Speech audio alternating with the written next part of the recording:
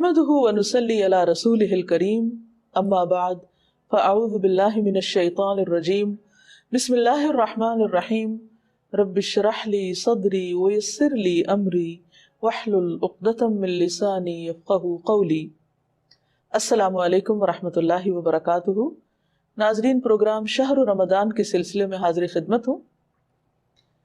गुज़श्ता programme में हमने गुनाहों की माफ़ी के बारे में बात की थी। गुनाह क्या हैं? गुनाह दरअसल इंसानों की गलतियों की भड़काई हुई आग है। यानी हर गलती और हर गुनाह इंसान के लिए वबाल जान है, क्योंकि इंसान जो कुछ बोता है वही काटता है। अगर वो अपने लिए कांटे बोए तो कांटे ही काटेगा। तो अगर कोई शख्स गुनाहों से तौबा नहीं करता तो वो दरअसल अपनी आखिरत के लिए एक बहुत बड़ी सजा तैयार कर रहा है। लेकिन जिस इंसान को इस सजा का एहसास हो जाए वो लाजमी तौर पर उन गुनाहों से पीछे हटने की कोशिश करेगा, अपनी इस्लाह की कोशिश करेगा और अपने तमाम आज़ा को गुनाहों से बचाने की फिक्र करेगा, क्योंकि हमारे आज़ा से भी सवाल किया जाएगा। कुरान मजीद में अल्लाह ताला फरमाते हैं, इन्नस समा वल बसरा वल फुआदा कुल्लु उलाइका काना अन्हु मसऊला, कि बेशक कान, आंख और दिल, इन सब से भी सवाल किया जाएगा। यानी कानों से भी पूछा जाएगा कि वो क्या सुनते रहे, आंखों से भी पूछा जाएगा वो क्या देखती रही, और दिल किस चीज की आवाज गा रहा है, दिल में हर वक्त क्या ख्यालात रहे, इंसान की मोहब्बतें क्या थी, नफरतें क्या थी, उसकी सोच क्या थी। तो अगर इंसान के आज़ा का भी हिसाब होना है, उनसे भी सवाल होना है, तो फिर जरूरत इस बात की है कि इंसान ऐसे शऊर के साथ रोजा रखे और रोजे के हकीकी मफहूम और हकीकी मकसद को सामने रखते हुए सिर्फ पेट का नहीं, इन तमाम आज़ा का भी रोजा रखे।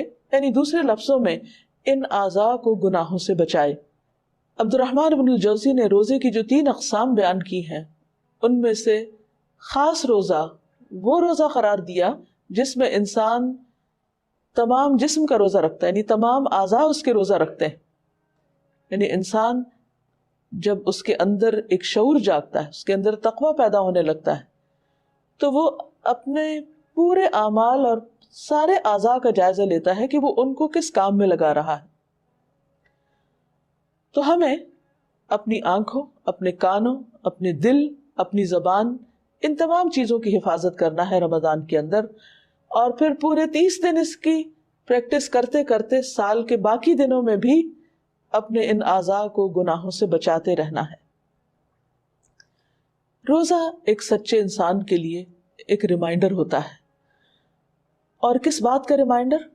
कि वो अल्लाह की बनाई हुई दुनिया में रह रहा है और वो खुद इस दुनिया का मालिक नहीं है। इस दुनिया का मालिक कोई और है, और जो मालिक है उसे उसी की मर्जी के मुताबिक ही काम करना है। अगर वो मालिक की मर्जी की बजाय अपनी मर्जी करने लगता है और अपने सारे आज़ा को अपनी मर्जी के ताबे करने लगता है, तो असल मालिक के यहाँ ये चीज़ काबिल कबूल ना होगी। और जब वो मालिक से मुलाकात करेगा तो उस वक्त उसका शदीद मुहासबा किया जाएगा। इसलिए बहुत ज़रूरी है कि हम इस दुनिया में रहते हुए अपनी तमाम हरकत और सकनात को असल मालिक की मर्जी के मुताबिक कर लें। रोज़ा हमें प्योरिफिकेशन का एक मौका फराहम करता है। इस प्योरिफिकेशन का हिस्सा ये है कि हम अपने तमाम आज़ा को गुनाहों से पाक करें। इस सिलसिले में सबसे पहली चीज़ इंसान की निगाह है। इमाम गजाली कहते हैं कि पहला अदब यह है कि नज़र नीची रखो। यानी निगाह को गुनाहों से बचाने का मतलब क्या है? कि नज़र को ऐसी चीज़ों की तरफ मत डालो जो अल्लाह को नापसंद है। जिन चीज़ों की तरफ देखने से दिल भटकता हो और अल्लाह की याद से गफलत तारी हो, उनको ना देखो। यानी ऐसी चीज़ों को देखने से परहेज करो कि जिससे दिल में गफलत आ जाए, और गफलत तो तकवा के बिल्कुल बरक्स है। अगर गफलत आ गई तो फिर इंसान के आमाल درست ہو ہی نہیں سکتے۔ اس سلسلے میں ہم نبی صلی اللہ علیہ وسلم کی ایک حدیث کو دیکھتے ہیں۔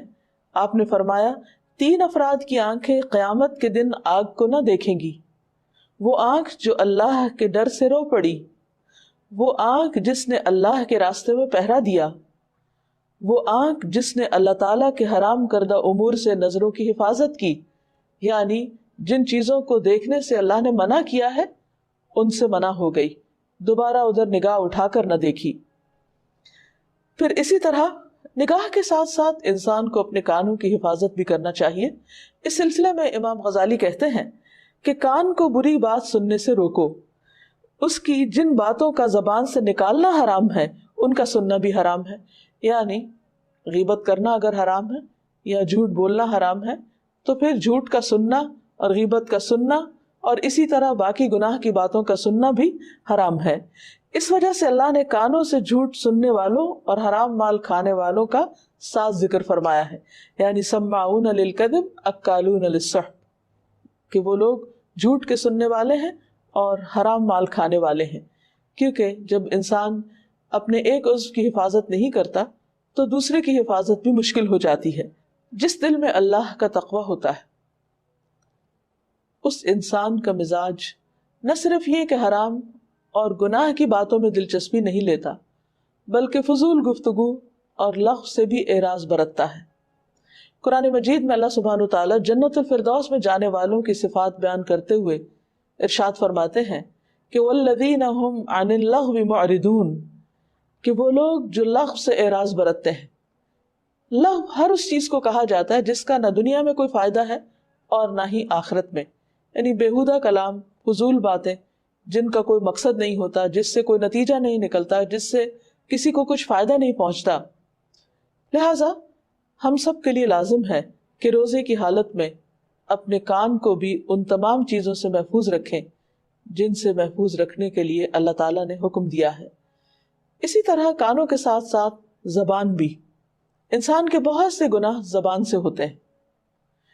زبان اگر پھسلتی ہے تو اس سے انسان کی زندگی بھر کے اعمال ضائع ہو سکتے ہیں۔ انسان کی عقل مندی اسی میں ہے کہ وہ سوچ سمجھ کر بات کرے۔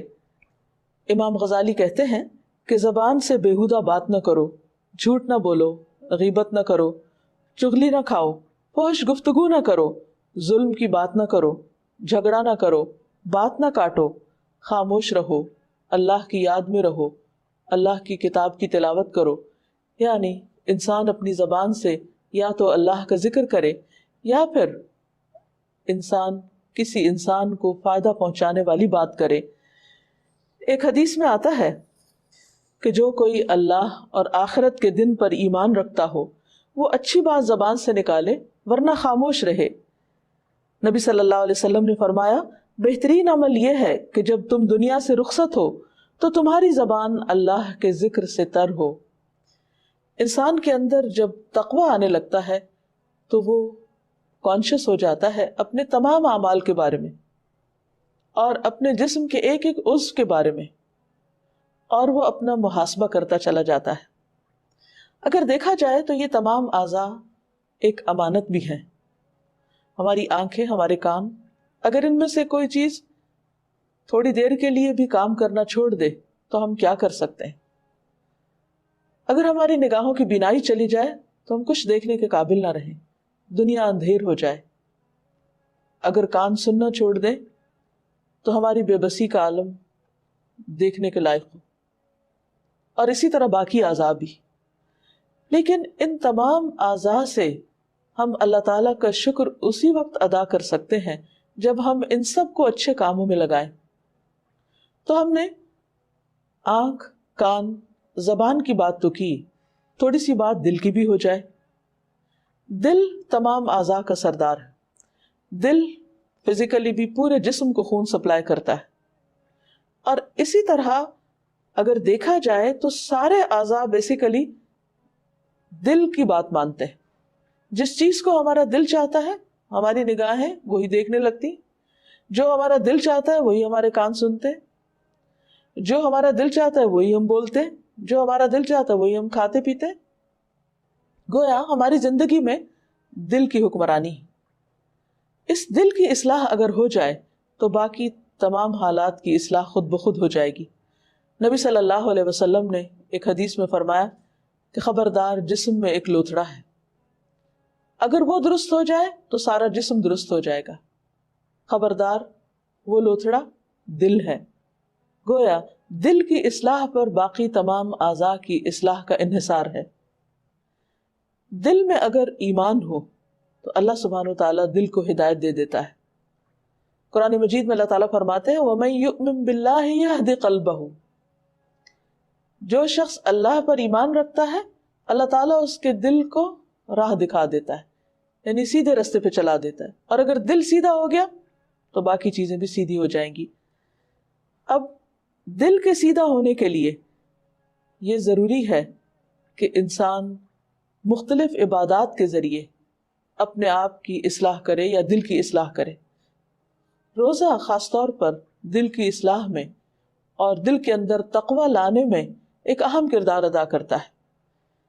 انسان جب اپنی دو بڑی خواہشات یعنی بھوک اور سیکس کو کنٹرول کرنا جانتا ہے یا کر لیتا ہے یا اس پر قابو پا لیتا ہے تو یہ اس کے ارادے کی پختگی کی علامت بھی ہے۔ تو گویا اس نے دل کی خواہشات کے برعکس اللہ کی رضا کو مقدم رکھا، یعنی دل چاہ رہا ہے کہ انسان کوئی مزے مزے کا کھانا کھائے، لیکن انسان کہتا نہیں میں تو روزے سے ہوں، کچھ نہیں کھا سکتا، اور صرف اللہ کے ڈر سے وہ کچھ بھی نہیں کھاتا۔ تو اس طرح دل قابو میں آ جاتا ہے جب انسان دن میں کئی بار دل کی بات نہیں مانتا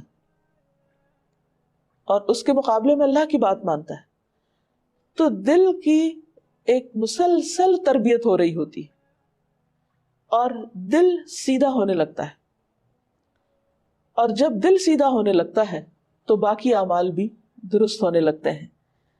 نبی صلی اللہ علیہ وسلم نے یہ بھی فرمایا کسی آدمی کا ایمان درست نہیں ہوتا یہاں تک کہ اس کا دل درست ہو، اور اس کا دل درست نہیں ہوتا یہاں تک کہ اس کی زبان درست ہو جائے۔ روزے کی حالت میں چونکہ ہم اپنی زبان کو بھی کنٹرول کرتے ہیں، ایک حدیث کے مطابق کہ انسان لڑائی جھگڑے سے پرہیز کرے، اور اگر کوئی اس سے لڑنے لگے یا کوئی اس کو گالی دے تو وہ کہہ دے کہ ان امرؤ صائم، کہ میں تو روزہ دار ہوں، میں آپ کے غلط بات کا جواب نہیں دوں گا۔ اس طرح روزے کی حالت میں زبان کو درست کرنے کا موقع ملتا ہے۔ زبان درست ہوتی ہے تو دل درست ہوتا ہے، دل درست ہوتا ہے تو پھر انسان کا ایمان اس میں اچھی طرح راسخ ہوتا ہے، اور جب ایمان دل میں آ جاتا ہے، ایمان دل میں سج جاتا ہے، ایمان خوبصورت ہو جاتا ہے دل میں، تو پھر اس سے برے خیالات اور وسوسے اور باقی دیگر دل کی برائیاں جو ہیں وہ بھی دور ہونے لگتی ہیں۔ مثلا دل کی خرابیوں میں سب سے بڑی خرابی تو منافقت ہے، کہ انسان دل میں کچھ اور رکھے اور زبان پر کچھ اور ہو یا عمل میں کچھ اور ہو۔ فی قلوبہم مرض کہہ کر اللہ تعالیٰ نے منافقت کی بیماری کو بھی دل کی طرف توجہ دلائی کہ وہ دل میں ہوتی ہے۔ تو جب دل درست ہوتا ہے تو منافقت چلی جاتی۔ اسی طرح دوسرے انسانوں کے ساتھ تعلقات میں بگاڑ عام طور پر اس وقت ہوتا ہے جب ہمارا دل ان کے لیے اچھا نہیں ہوتا، یعنی دل میں اگر حسد ہے، بغض ہے، کینہ ہے، کسی کے لیے نفرت ہے، عداوت ہے، تو پھر ہو نہیں سکتا کہ انسان اس کے ساتھ احسان کا برتاؤ کرے۔ اور رمضان تو ہمیں سبق یہ دیتا ہے کہ ہم دوسرے انسانوں کے ساتھ ہمدردی کا معاملہ کریں، ان کا خاص خیال رکھیں۔ جب خود بھوک کا تجربہ کریں تو دوسرے لوگ جو بھوکے ہیں ان کی بھوک کا بھی احساس کریں۔ لیکن اگر انسان کے دل کے اندر گرہ لگی ہوئی ہے، نفرت و عداوت ہے، تو پھر وہ دوسرے انسانوں کے ساتھ ہمدردی نہیں کر سکتا۔ اس لیے بے حد ضروری ہے کہ ہم وہ تمام چیزیں اختیار کریں کہ جس سے دل کی اصلاح ہو سکے۔ اگر دیکھا جائے تو دل کی اصلاح دراصل ہماری سوچ کی اصلاح ہے، جذبات کی اصلاح ہے، اور جب انسان کوئی بھی کام سوچ سمجھ کر کرتا ہے اور درست سوچ کے ساتھ کرتا ہے، اچھے جذبات کے ساتھ کرتا ہے، اچھی نیت کے ساتھ کرتا ہے، تو اس کی اصلاح ہوتی چلی جاتی ہے۔ اور اگر انسان اپنے دل کو آزاد چھوڑ دے اور اس پر کسی قسم کا کوئی چیک نہ رکھے، اس پر نظر نہ رکھے، تو پھر انسان بگاڑ کے رستے پر چل پڑتا ہے۔ نبی صلی اللہ علیہ وسلم نے فرمایا گناہ دلوں پر غالب آنے والا ہے، یعنی جب انسان غلط کام کرتا ہے تو اس کا اثر دل پر ہوتا ہے، اور اگر انسان اس کی اصلاح نہیں کرتا، اس کو صاف نہیں کرتا، تو پھر دل متاثر ہو جاتا ہے اور ایک گناہ کے بعد دوسرے گناہ کی طرف چل پڑتا ہے۔ ایک اور حدیث میں آتا ہے، رسول اللہ صلی اللہ علیہ وسلم نے فرمایا، مومن کی 3 چیزیں حرام ہیں، اس کا خون، اس کا مال، اور تیسرے یہ کہ اس کے بارے میں برا گمان کیا جائے۔ ہم ذرا سوچیں کہ ایک دن میں ہم کتنے لوگوں کے بارے میں کیا کیا سوچتے ہیں۔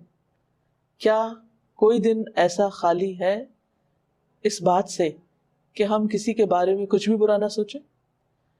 ٹھیک ہے، کوئی وسوسہ تو آ ہی سکتا ہے، لیکن باقاعدہ اس کو اپنے دل میں جگہ دینا اور پھر اس پر یقین کر لینا اور پھر اس پر ایکشن بھی لے لینا اور ظن و گمان سے کام لیتے ہوئے دوسرے کے خلاف اقدام بھی کر لینا، یہ کبیرہ گناہوں میں سے ہے۔ اسی لیے قرآن مجید میں اللہ تعالیٰ فرماتے ہیں، یا ایھا الذین آمنوا اجتنبوا کثیرا من الظن ان بعض الظن اثم، کہ اے لوگو جو ایمان لائے ہو بہت زیادہ گمان سے پرہیز کرو، کیونکہ بعض گمان، بعض سوچیں، بعض خیالات بھی گناہ ہوتے ہیں۔ وہ کون سے گناہ ہیں ان کے بارے میں ہمیں اچھی طرح معلوم ہونا چاہیے، اور اگر اس رمضان میں روزے سے جو تقوی ہمیں نصیب ہو اس کی بدولت اگر ہم اپنی اس برائی کی اصلاح کر لیں تو انشاءاللہ کامیابی کے راستے اور کامیابی کے دروازے کھلتے چلے جائیں گے۔ اور وہ کیا ہے کہ دوسروں کے بارے میں برا گمان کرنا چھوڑ دیں۔ اللہ تعالی ہم سب کی مدد فرمائے۔ وآخر دعوانا ان الحمد للہ رب العالمین۔ السلام